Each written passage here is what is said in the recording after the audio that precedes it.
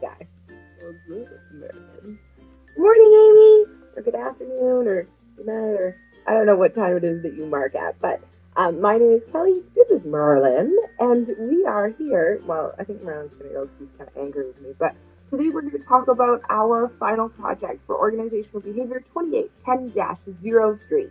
So here we go. I'm going to release the cat, and we're going to get on with it.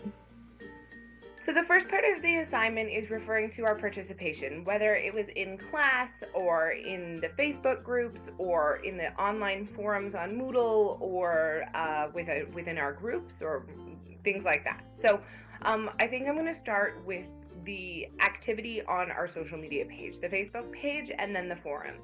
So when it comes to activity on our social media page, I was pretty quiet. And that's predominantly because I don't have the app on my phone.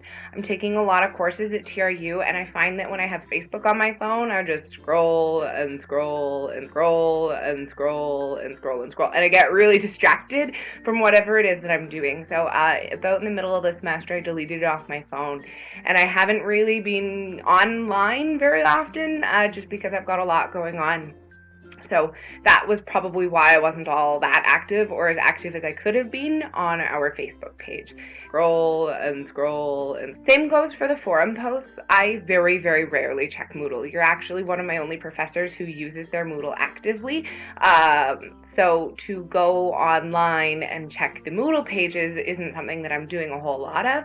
It's too bad because it's such a great platform, and all of the online stuff that we were doing, I was reading over it before I did this video, and there were some really excellent chats that were going on that I wish that I had gotten a little bit more involved in, but it would seem now like I was going for participation marks if I started suddenly answering all of them. So I hope that I made up for my lack of presence on social media within the classroom. Whenever there was a discussion or a guest speaker or a question that was posed, I tried really hard to let other people answer because I like to talk a lot, and also put in some input and get the ball rolling. So if there was ever sort of a silent period, I would try and fill it in or get an idea going or try and get other people involved within the discussion. I think that I did a really good job participating in class. I attended every class, which is more than I can say for some of my other classes, so it's a good thing. I'm pretty sure that I was fairly active in leading most of our group discussions for Team 9. I seem to be on a team of introverts, and I am very much extroverted, and that's okay. We had a really fantastic time with that, but I definitely noticed that I was sort of the leader in that situation, so I did participate a lot in getting our group together for all of the assignments that we were doing. So I guess if we're talking about participation online on social media, I was sort of there whenever I was online on Facebook. I definitely checked the page and I'd try and like and comment and post some relevant stuff. On the forum, I sucked. I was not there at all. I didn't post a single thing. When I was on Moodle, it was usually in the middle of my day panicking about assignments that I had to get done. In class, I would say that I did fairly well. I think that I was one of the more active speakers in class. Hopefully, maybe that's not me just being self-absorbed. But I really did try to participate in class. I think that my most active area of participation was probably within our group. And I know that's not really something that you got to see a whole lot of, but I'm hoping that through the process of this video, you can sort of infer some of that information, because I do feel that I was probably one of the leaders within our group. So hopefully that suffices for the participation part of this. So the next half of the project is actually to discuss what we're taking away from organizational behavior. And we did learn a whole lot. So I feel like the best way to do this would be to go through the textbook chapter by chapter and discuss the things that I learned and that I'm taking away from the course, and the stuff that I am interested in, or the things that I liked, or the things that I'm going to remember. So here we go. Chapter 1. So chapter 1 in the book, as I'm sure you're aware, is what is organizational behavior? And I have to admit, when I first took this course, I thought that we were going to learn how to organize things better, because it was called organizational behavior. I had no idea what I was getting myself into. I took this course as a way to fill a credit, which kind of sucks to say out loud, but it's true. That is how I wound up in organizational behavior. I talked to my academic advisor, and she said that I would actually really like this course. And so I said, profs are really important to me. Who is teaching the course? And she went like this, "Oh, it's Amy." And I was like, "Is she good?" And she goes, "You want me to comment on a professor?" And I was like, "No." And then she was like, "Don't worry, she's good." But I just realized that I totally digressed from what I was actually talking about. But for what it's worth, all of that will come into play in just like 2 seconds. So it was relevant, just not in like a cohesive kind of way. As it turns out, organizational behavior has nothing to do with a professor, and it has nothing to do with organization of things, though it kind of does inadvertently. As it turns out, organizational behavior is a field of study that investigates the impact of individuals, groups, and structure on behavior within organizations. The aim is to apply such knowledge towards improving organizational effectiveness. Whatever the fuck that means. What that actually means to me is that ORGB is the study of how one person interacts with another person, or how a group of people interacts with another group of people, both in and out of the workplace, and how to make those interactions between those groups, or between those people, or between a person and a group, how to make them more effective with more positive outcomes for both parties. That's what organizational behavior means to me. That's what I took away from Chapter 1. Chapter 2. So Chapter 2 is actually all about perception, personality, and emotion.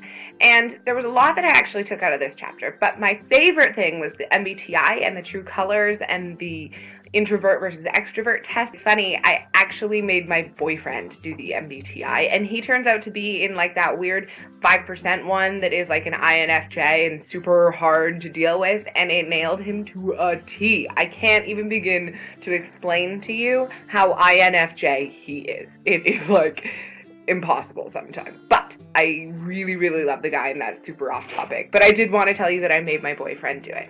I sort of posed it as like we're doing this research project and I really need you to do this. Not that it's for my own personal, use, but whatever. Anyway, so I really liked the personality testing, and I really loved the fact that we used them to build the teams. When I found out that like 1/3 of our grade was coming from teamwork, I was like, oh God. But then I found out that we got to choose our teams, and we were doing it based on personality. And to have a wide variety of people within our teams was a really, really good thing. And so I really enjoyed this chapter for use within groups. It's something that I will probably consider. Maybe not make people do tests or things like that, but it helps me look at people sort of objectively and figure out maybe what their personality type might be, and whether or not they might be able to complement mine for group work or teamwork, or even like within hiring and firing as perhaps a future employer. The next chapter that I want to jump to is actually Chapter 6, Groups and Teamwork. That is something that I definitely wanted to talk about in this video. Groups and teamwork, that took up about 1/3 of the course in terms of marking, and the majority of the course in terms of participation. We had a fantastic team. I had Reed and Andy and Ashley and Jenny and Amar, but we know how that ended. So anyway, the team that we chose actually ended up being fantastic. We all ended up being really close and really good friends, I would say. We had a great team dynamic. We had a really good balance of greens to blues and oranges to golds, and what one person lacked, the team sort of made up for, and motivated. Our team was super motivated, so I really enjoyed the teamwork that we did. Additionally, I wanted to talk about the difference between the 5-stage model and the punctuated equilibrium model. We were definitely a punctuated equilibrium. We definitely tried to be the 5-stage model, but we found that our time together was super limited because we're all very busy within our own schedules.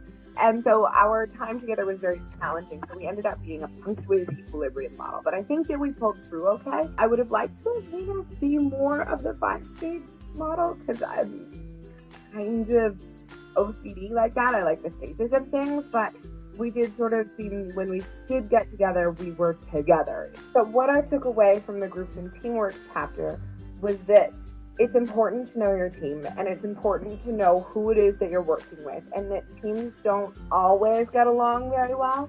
We had a little bit of a mishap with Amar on our team, but the team handled it really well. And so, not everything is sunshine and rainbows when you get a variety of, MBTIs and true colors and introverts, extroverts. And even though we spread it out, it doesn't mean that it's going to be perfect. And so we learned how to schedule, and we learned how to get together and be focused on one topic. And we learned how to be diplomatic but fair in terms of when group members aren't pulling their own weight. And we tried to incorporate group activities together, and we ended up being a fantastic team. So what I took away from this chapter was that, it doesn't have to be sunshine and rainbows to be perfect. It can just be an awesome team. So all in all, I feel like organizational behavior and what we learned from organizational behavior, the whole course can be wrapped up into what we did with our team. When you look at the textbook, we somehow within our teams ran into everything that we talked about. We talked about perception and personality and emotions and values and attitudes and diversity in the workplace. We ran into issues with motivation. We ran into problems with communication. We had an interesting dynamic of power and politics. We ran into problems with decision making, and we had a lot of fun with creativity, and we found our organizational structure, and all of these things that we did within the team all actually somehow was organizational behavior. And so to me, I came into this course and I was like, I'm just here for the credit. I don't really know what I'm doing. But then I ended up leaving with this notion that organizational behavior is something that we're sort of already aware of, but that we didn't really know how to deploy correctly into our group work and into our work life and into our teamwork and into our duos and dynamics and things like that. We needed some honing, some skill, knowledge, and that's what organizational behavior gave us. It gave us this concept of how each individual dynamic that you create is totally different based on a myriad of things, and that the way to handle it is totally different every time you address a problem, or every time you address a group, or every time you address a unit of people, essentially. So for me, Harlan's back to join us. Anyway, for me, organizational behavior then is about how these groups start working together and the honing in of those skills. And I feel like our organizational behavior class this semester really fine-tuned that, not necessarily through the lectures, but through how we were to apply what we were learning in our classroom lectures to our groups and to make our groups work for the whole semester. That's very rare that happens in university courses. Usually you just get a group and then it disperses. So it was really interesting to see how that dynamic changes over the course of the semester, over a period of time, and how what we learned had to be applied to the groups in order to have them work long term. So that is what I learned in organizational behavior. This is where I want to end the video, but first I would like to do a brief disclaimer on how much I thoroughly enjoyed this class, Amy. It was a thrill to be taught by you. I sincerely wish you the best of luck with your triathlon. You can do it. Truly, you can do it. I work at Fuel, and I've seen a lot of people achieve a lot of things, and so I know that you can do this.